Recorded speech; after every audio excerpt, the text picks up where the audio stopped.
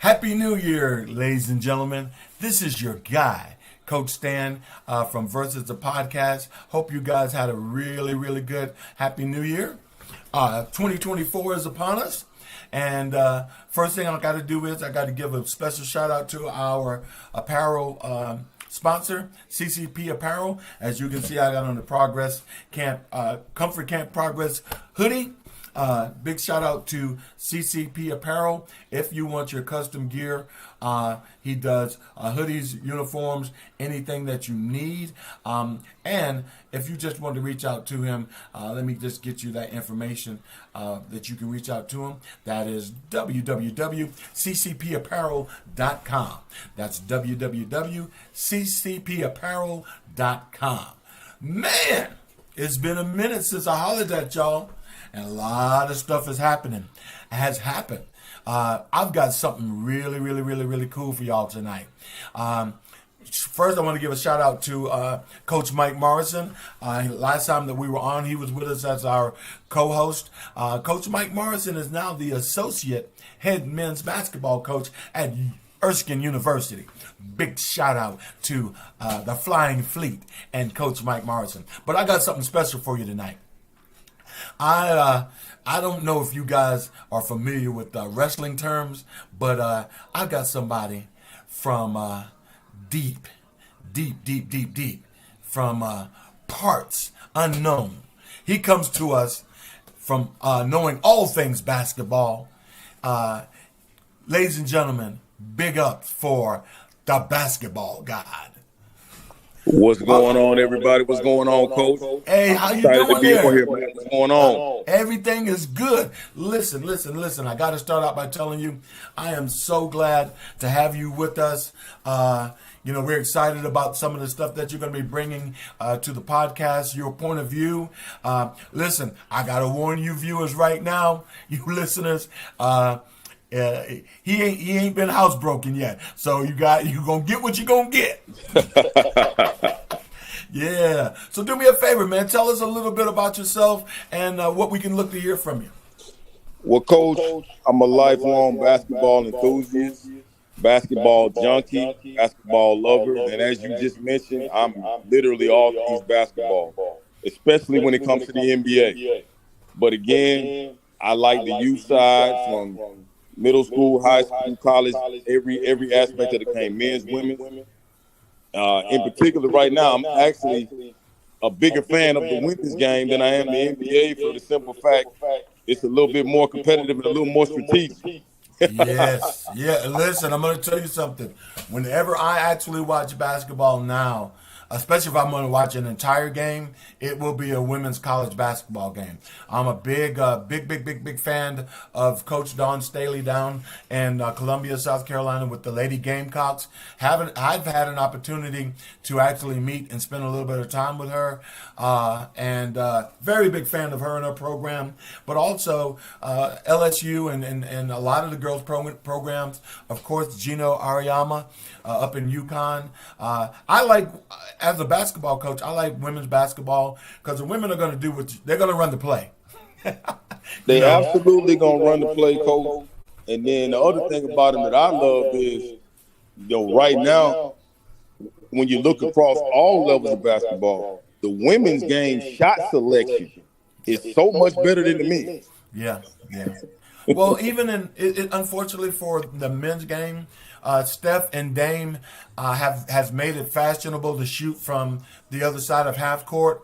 So I've got high school guys that will try to come in and shoot from the other side of the court, but they don't understand they haven't put in the time to earn the right to take that shot.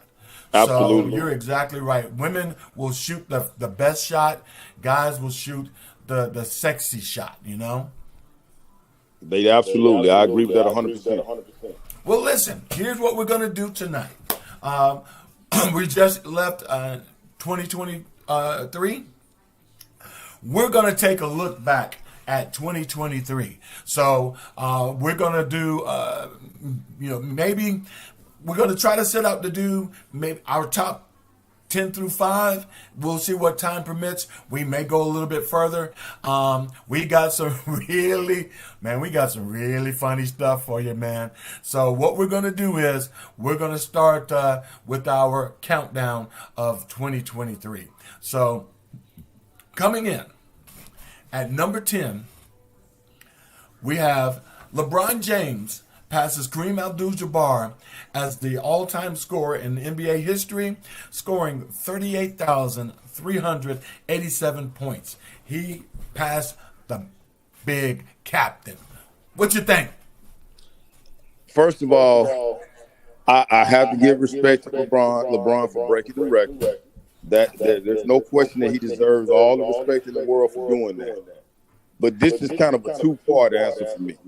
And what I mean is the longevity and the ability to play this long and score that many points. I respect it to the ends of the earth. But on the flip side of that, LeBron, historically for me, when I look at the ease of guys scoring the basketball through history, he is not actually a great scorer. To me, his longevity has allowed him to score the ball at a high volume and a high clip.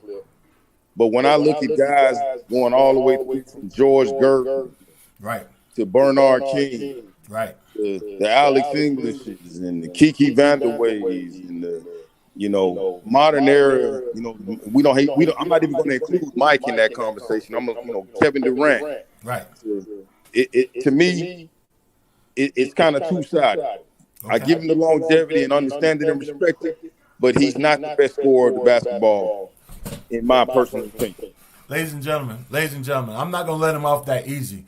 Y'all should have heard him backstage talking trash about LeBron. And what do you call LeBron fans? Come on.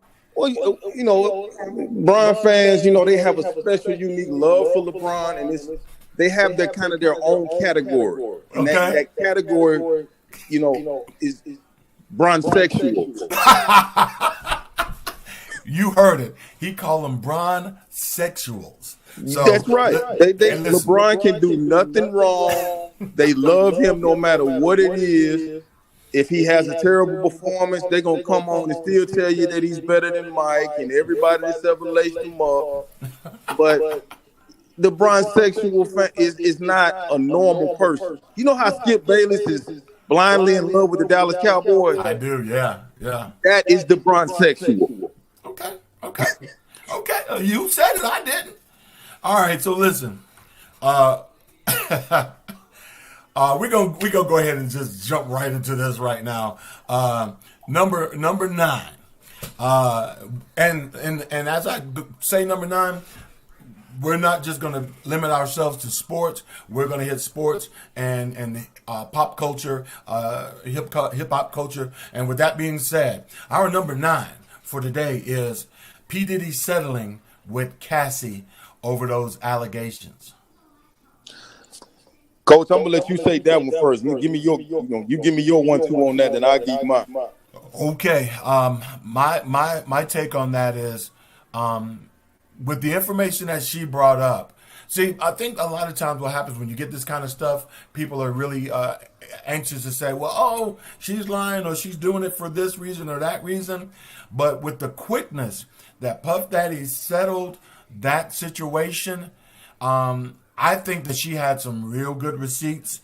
I also think that here, and we're going to be talking about some other people and stuff. Here's what I think that we as fans have to understand. We do not know these people. Absolutely. We don't know what they do, what they're like. We only know how they entertain us. So we can't take for granted. I've had an opportunity to meet some people that are, I guess you would say, are famous. I would never address a celebrity by their first name. Mm-hmm. Because I don't know them like that. I only know, if I met Will Smith, I wouldn't go up and go, "Hey, Will," because I don't know him that well. So I think that we have to stop being so quick to co-sign for people that we don't know. I absolutely agree with that. I think that with the evolution of social media, which is so great in so many ways, Yeah. it also has the negative side, and it kind of gives people that feeling of, since I see so much of them on social media and on television and every other place, Yeah. they feel like they know that person Yeah. when they, like you said, have never met them, never had an opportunity to have a conversation with them. It's just, hey, I saw them on social media, like I feel like, they're my friend. Right. Right. And it gives us undeserved access to, because realistically, if we walked up on someone and said, "Hey, Will," and he said, "That's Mr. Smith," we can't get offended because we just took for granted that we could call him that. Now, like I said, with social media and the access that we have as far as seeing these people's everyday lives and all that stuff, it still doesn't give us, that access to their personal life. Now, Correct. on this next part of the same story, I'm gonna let you take it, but then I'm gonna play something that you want to hear. Okay, so with this P. Diddy situation, there was some allegations that came out that T.D. Jakes was visiting Diddy at some of these parties, and I do want to say that right now there are allegations, and to me, whether they're true or not, I don't really kind of care enough to even have that opinion, but he was dragged into it by saying that he had attended some of Diddy's stories, and you actually broke a video that I hadn't even seen. You want to talk about that a little bit? Hey, Coach, I don't know how you didn't see it. It's on every single podcast that me and you talked about that you like. Yeah. So for you not to see that, I'm kind of shocked. I'm like, how did he miss this? Because, ladies and gentlemen, if you don't know what he's talking about, I'm gonna go ahead and play it. Let's see if you can hear the audio. Time of swallowing. Swallowed up. Have you ever been swallowed up? Have you gone through a time of swallowing? Swallowed up. Have you ever been swallowed up? Have you gone through a time of swallowing? Swallowed up. Have you ever been swallowed up? Have you gone through a time of swallowing up? Ladies and gentlemen, that's what it is. And to get the visual to it, you know what? Let me just add it on, and that way you can see it yourself, and I don't have to really say anything. Up. Have you ever been swallowed? So you can see that he's in the pulpit. Have you gone through a time of swallowed up? Have you ever been swallowed up? Have you gone through a time of swallowing? Swallowed up. Have you ever been swallowed up? I don't own the rights to that video, so that's what we have there. But again, I do want to say that. Coach, I think, hey, you was feeling that a little bit. You was feeling the way he was saying that. Hey, listen. I like I told you, I'm on social media, especially podcasts, all day long. I don't know why I didn't see that. I don't know how you didn't either. That's hilarious. But again, I think that a lot of times we get emotional ties, especially if we want to talk about, like, maybe in the church, we get emotional ties to preachers. And again, we don't know them. I'm going to tell you what I hope. And really what I think. I don't think that is true, and I really hope that it's not true. Not for anything else, only because that's just a bad look. So I don't think that is true. I also think that when people start putting stuff like that out, unless they got some really good receipts. See, I'll tell you this, and this is just me, basketball guy. You couldn't come out and say that about Coach Stan. And especially if I have the means to sue you. I hope not. Well, listen, especially if I got the means to sue you. If I got the means to sue you, then we got problems. Because I'm just not going to do that.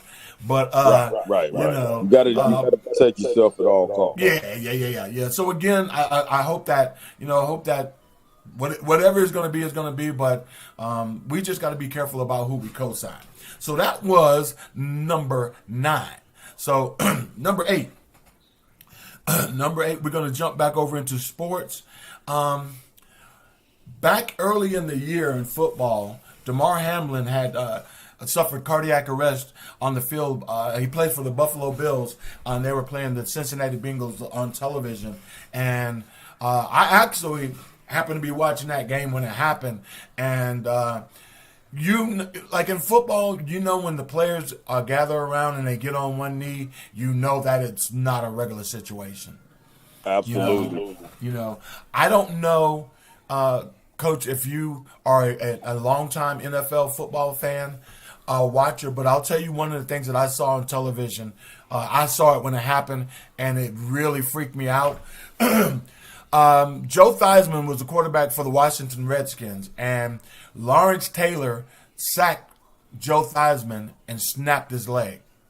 And it popped out of the side of the Yes, sir. And you could tell by Lawrence Taylor's reaction that it was bad because he was going nuts. And so whenever you see the players on the field and they're really crying and they're, but the silver lining on this particular story is that Damar Hamlin, he was resuscitated. They had some really good medical attention there. He actually returned back to the team and was able to even kind of resume his football situation. But that was a really, really big story in 2023. What do you think on that?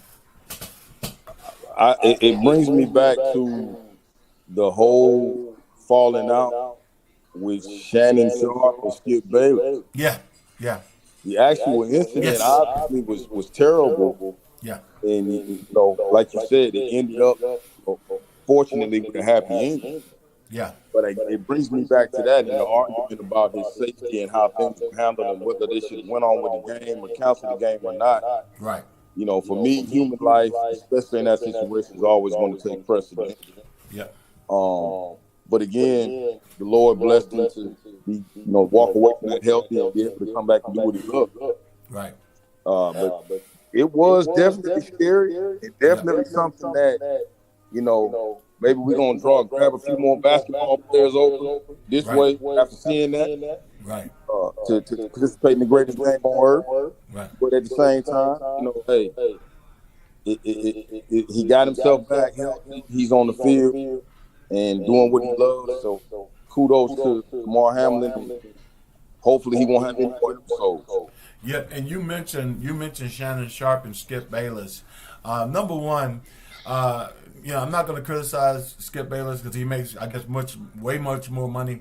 But when in that particular instance, he was speaking out of his lane, and it ended up causing Shannon to leave. And what both of us know, and anybody watching this podcast knows, that right now Shannon Sharp is the hottest, bar none. He is the hottest podcast host in the world. Absolutely. Bar none. So leaving Skip, and some people would have at the initial time that it happened, some people were shaking their head because he had Club Shay Shay at the time, but it was nowhere as big as it is now. But since then, he's gone on. Now he's on ESPN First Take with Stephen A. and Club Shay Shay. We'll talk about the success of Club Shay Shay on a future podcast. But when I tell you right now, here on January the 9th, 2024, Club Shay Shay is the hottest podcast in the world. Absolutely. And then I like also what's going on with Unc and Ocho on Nightcap with him and Ocho Cinco. Yes. Listen, I think one good thing about the podcast world is created a niche where people can share conversations, because I can imagine Ocho and Shannon just kicking it like they kick it, like on the regular. It's real. It's barbershop talk. Yep. It's the homies getting together and talking through things in a grown man fashion. Yep. And really just having that fellowship. Yep. That they may not get at work, or they, whatever they do outside of work, Yep. it's really that for a lot of people. And I feel like it's that for both of them, because it seemed like sometimes they talking to themselves and forget they even have an audience. And that's what you want, man. You don't want anybody putting on a show or putting on airs, especially with that kind of conversation. All right, so now that was number 8. All right, number 7. We're going to jump back over into the pop culture world. We got to talk about it. The Will Smith, Chris Rock, slap, and Jada Pinkett book. The slap, the book, the separation. Come on. Again, I was watching the Oscars. And I'm going to tell you the only reason that I was watching it, 2 reasons. Because Chris Rock was hosting. Well, 3 reasons. Will Packer was directing it. Chris Rock was hosting. And I wanted to see Will Smith get his Oscar. Because everybody knew he was going to get an Oscar. So I was actually in our bedroom upstairs. And I think my wife was like either, cleaning or doing something. And when it happened, it was weird. And I called her up and I was like, yo, Will Smith just smacked Chris Rock. And it was still so, it happened in real time, so nobody could really kind of grasp. But immediately, I looked at my phone and social media was going crazy. Especially when he started with the verbal stuff. And see, on the live feed, they blanked the keep my wife's effing name out your effing mouth. But Right. on social media, some of the Japanese feeds, they played it. And so, number one, Chris Rock did something, again, that Coach Stan, I won't even speak about Coach Stan. I'll tell you what Stan Stanley, the comedian, would do. We would probably still be fighting right now. We'd be fighting right now. And whether I win, lose, or draw, you're not walking up and smacking my face, and then you're going to straighten out your jacket and then go around and sit down. Oh, no, we're not. We're not doing that. Coach, I gotta jump on that. First of all, I have to give Chris Rock all the respect in the world for having the strength to not have 2 brothers on there fighting like that on a show of that magnitude. Yeah, he knew it, and Chris knew that if he would have done that, it would have, number one, they would have never had any more black people at the Oscars ever again in life. Forget it. I don't care. We'll mail you your Oscars. Y'all ain't coming back up here tearing up our furniture. Right. And so I'm glad that he had that sensibility about himself. But at the same time, Will Smith took a liberty that he didn't have. Exactly. He was 1,000% wrong. Yeah. Will himself, if we go back through the history of Will Smith, how many times has Will Smith cracked on somebody or, had made a comment that may have been derogatory to somebody? And it wasn't malicious. It was in all in fun, and it was a joke. Yeah. Okay, now, whether or not Chris Rock knew that she had, alopecia, whatever the name of the disease is, I don't want to mispronounce it. Right. But we know, and Will definitely that it was coming from a place of comedy and joking, not serious. Right. You're exactly right. Well, and again, I think he picked the right person. He knew who to slap. Oh, he picked the right one. Yeah, he knew who to slap. Yeah. Number one, had that been Dwayne Johnson, he's not slapping The Rock. I'm gonna take it as it ain't even got to be The Rock. The Rock is out. We know what that is. That's definitely thing. He would have did that to Mike Epps. Oh no! Mike Epps is a skinny dude. Oh, no. But he know Mike Epps it's gonna be something with him. Yes. Yeah. And check this out. It goes on and on. Yeah. As little as Cat Williams is. Oh, it would have been something. Cat would have been like, look here, boom boom. We're not about to do this at the Oscars.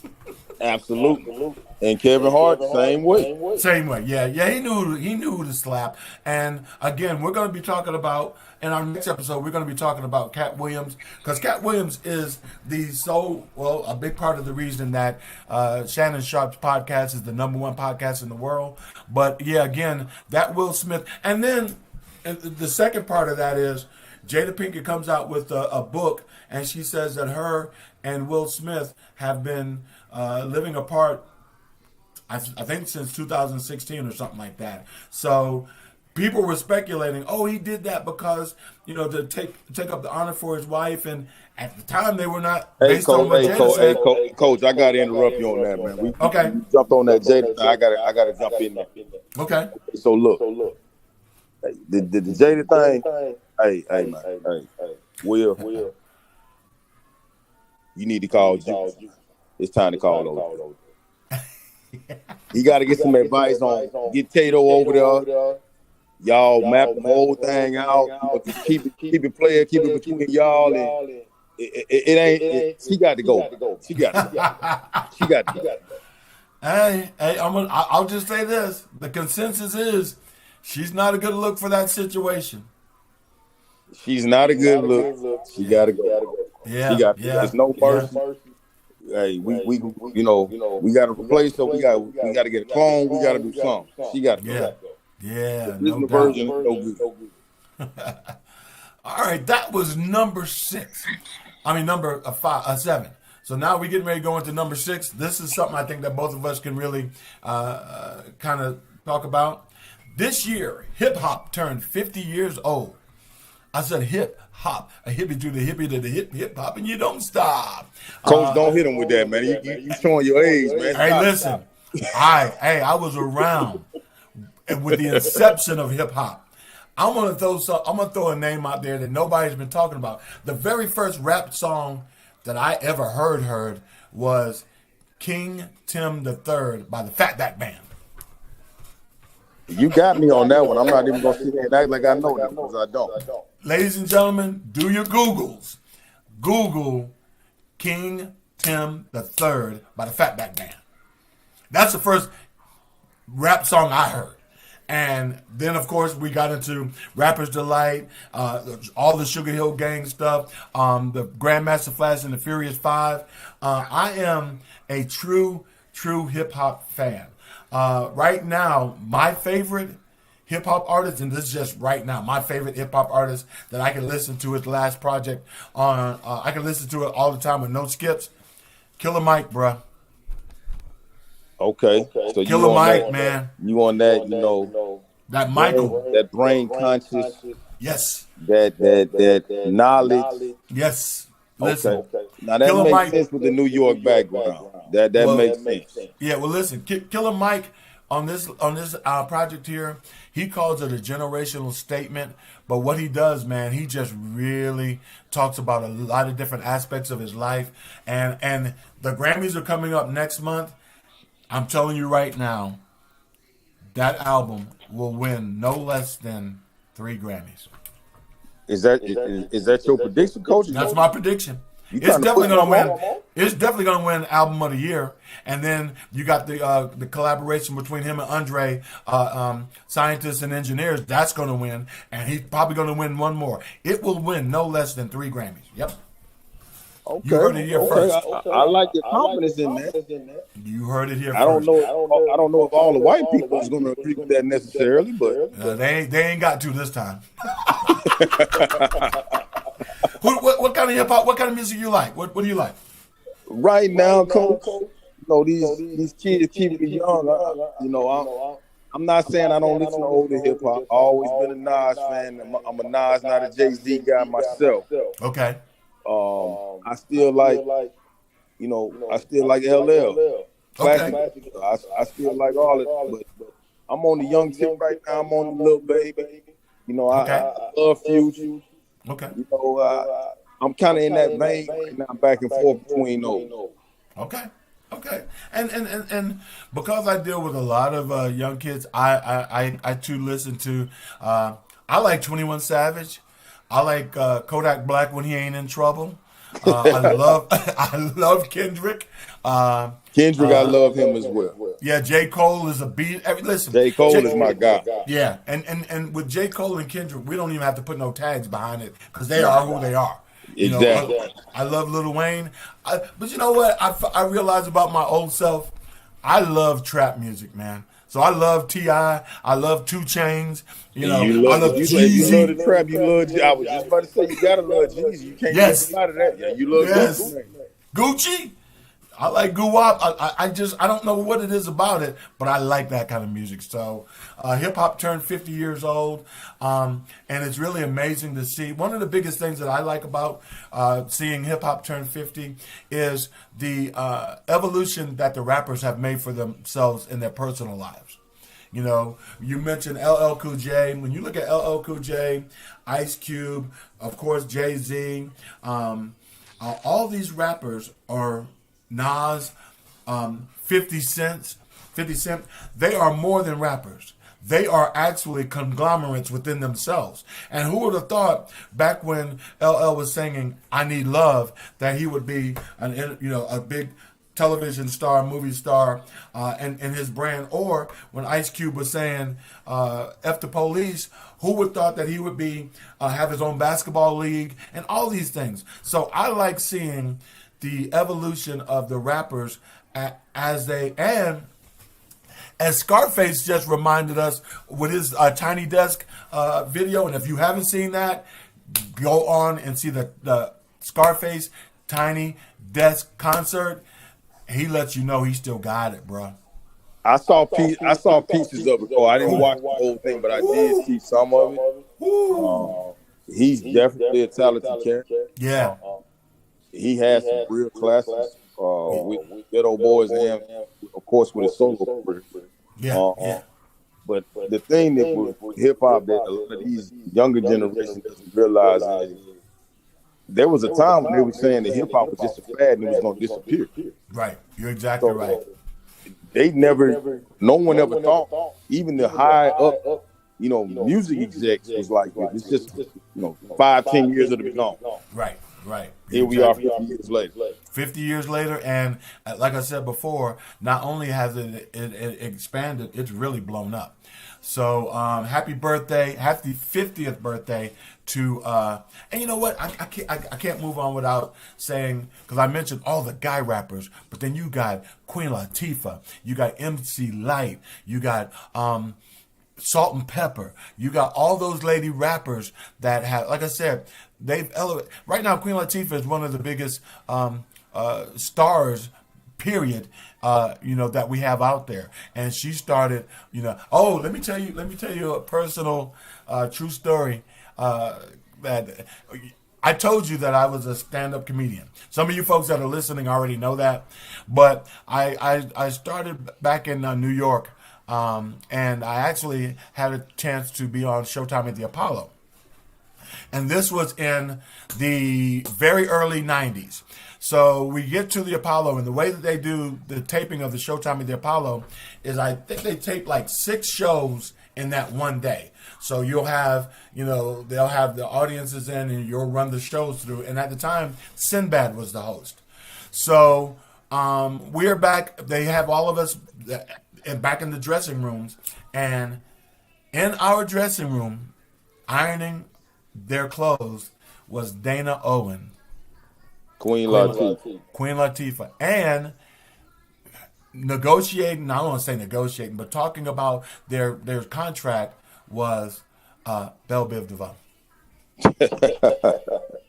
And then Sinbad comes up and goes, "Hey, y'all! I want you to meet an upcoming actor," and it was Wesley Snipes. So you saw basically several icons that night when you performed. Yep. Because at the time, New Jack City hadn't come out at that time. But Wesley Snipes, I think he had done like Wildcats and some of those other movies and stuff that he had done. And then, of course, Belle Biv DeVoe had just split from New Edition at that time. And, man, when I tell you those guys ripped it. And then Queen Latifah is Queen Latifah, man. You know, Right. so I had a chance to really see them early on, and you know they didn't disappoint. But happy 50th birthday to hip hop. You know, of course, there's going to be many more. Listen, we're going to be around to do the 100th birthday for hip hop. So we're going to come back on the 100th birthday. But we're going to end it up this segment with number 5. Number 5 on our list, and we're going to jump back into where do I want to take it? Let's just jump back into. Let's go back into sports. We just watched last night Michigan and Washington State play for the national championship. But the top story of 2023 in reference to college football was Florida State went undefeated. Absolutely. And they did not get into the playoffs.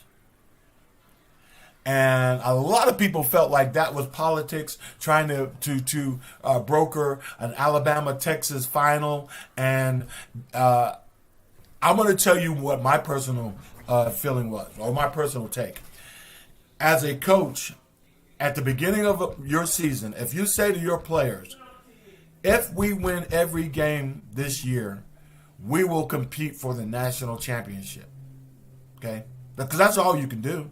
So they went out and they won every single game. Every game. They represented the ACC. They won the ACC championship. And so after that, there should have been no question, especially when you have a one-loss team or teams with losses that you're going to put ahead of us. And so I posted this on Facebook, and I think some people got it, some people didn't.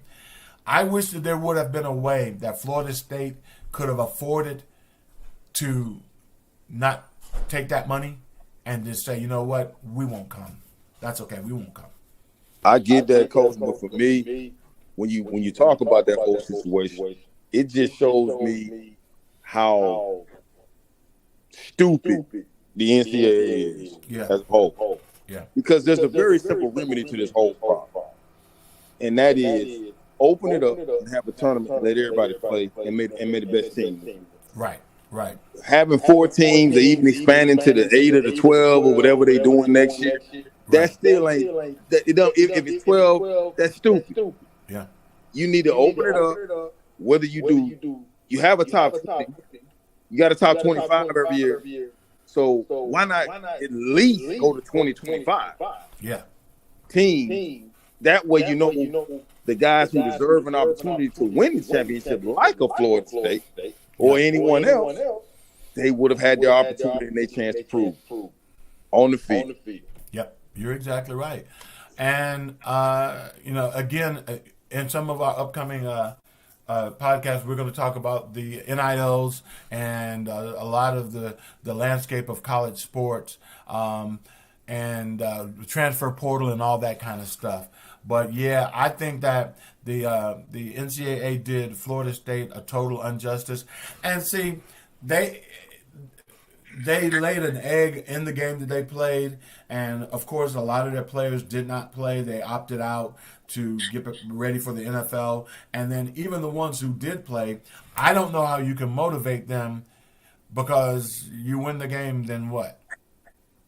I just, Coach, honestly, it really was just a waste of everybody's time, to be honest. Yeah. The players' time, the fans' time. I mean, it just it wasn't even really any point for the game. Yeah. You're exactly right. And that's just, that's sad, but that's exactly kind of what happened. So that would be our 10 through 5. And so here's what we're going to do. We're going to definitely come back to you, and we're going to do, on our next episode, we're going to do 5 through 1. And then what we're also going to do is talk about some good, exciting stuff that we have coming up. And it's going to be for, I don't want to say specifically for the South Carolina area because I know that not to be true. But when we come back, we're going to tell you guys about some really, really exciting stuff that we have coming up. That's some good opportunities that we have coming up. And we're definitely going to get that out to you. Also, I don't know if any of you guys out there have any questions or anything like that. If you have any show ideas or anything that you want us to talk about or pick apart, hit us up at versus the podcast 2424 at gmail.com. That's versus the podcast Kobe 2424 at gmail.com. And we will if you send us an email, we'll read your email and do some interacting with you all as well. And Coach, I'm gonna jump in real quick before we sign off. Yep. Any of you bronsexuals want to have a debate about that GOAT conversation? Please send that email so we can have that conversation. Hey, I'm gonna be out of that, y'all. Y'all heard him, y'all. And listen, Coach, you know that there's gonna be enough of them out there. There's gonna be enough. Oh, I know it's the they everywhere. Ooh. Wow. So listen, I'm really excited about having you on and chopping it up with you. Again, happy 2024 to everybody. Be sure to like and share and subscribe to our podcast. Also tell your friends about it. And we're going to really come at you again with our 5 through 1 year in review. And then we're going to try to hit you up with weekly content on the current events. Also, like I said, some good news stuff that we have for you. So this is Coach Stan, and on behalf of the basketball god, we're going to tell you we're like a fat kid in dodgeball. We're out.